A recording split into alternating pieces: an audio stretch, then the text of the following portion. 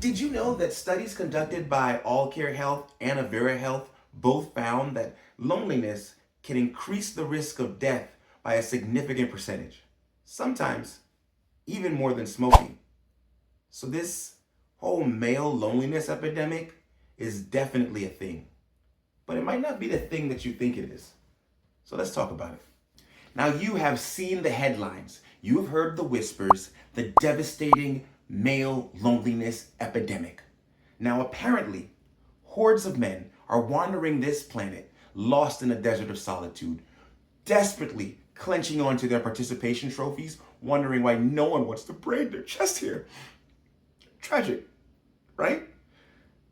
Except, and for those of you suffering from this epidemic, I highly recommend you get comfortable and grab your lukewarm Mountain Dew because it's about to get real. See, this epidemic smells a lot like Axe body spray with a hint of online forum rage. Now, you know what I'm talking about. Same old song, different Spotify playlists. Anyone remember that term we were all using once upon a time? What was that term again? Incels. Involuntarily celibate. Catchy, right?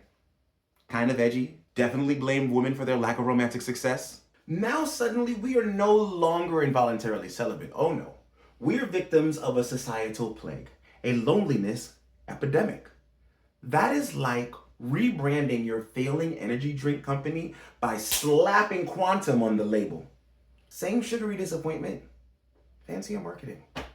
And look, don't get me wrong. I'm not saying guys don't get lonely. I've had more one-sided conversations with this Harley Quinn plush here this week than actual humans. Okay, that's not actually true for me because I work in the service industry. But in my defense, people get on my damn nerves. But I digress.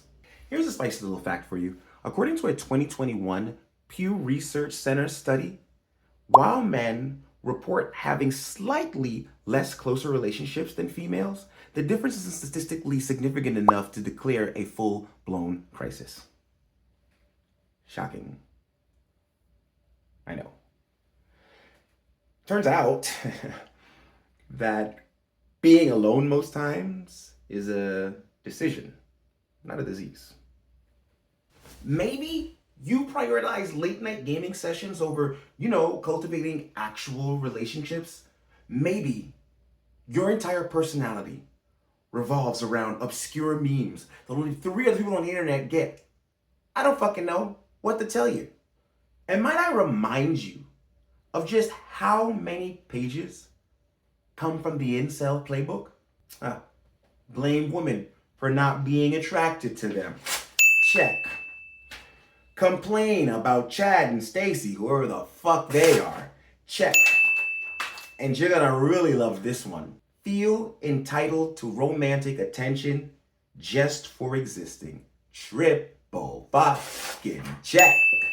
See now, instead of screaming into the void of Reddit about how femoids are ruining their lives, they're penning think pieces about the societal factors that are contributing to their profound isolation.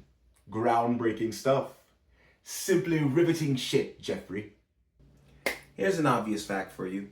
Studies done on online communities associated with incel ideology show a persistent theme of misogyny and entitlement masked as despair. See, it's less about actual loneliness and more about a warped sense of injustice that these men aren't receiving the romantic validation that they feel that they deserve. So I urge you, the next time you hear about this male loneliness epidemic, I highly recommend you take it with a grain of salt. You know what? I would use the entire shaker, really, because sometimes the guy isn't alone because of some societal failing.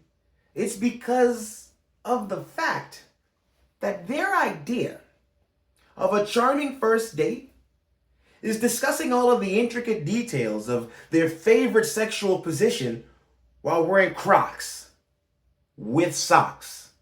Sick vibes, bruh. Sick vibes. Male loneliness epidemic. More like Incel 2.0, pity party edition. Get the fuck out of here.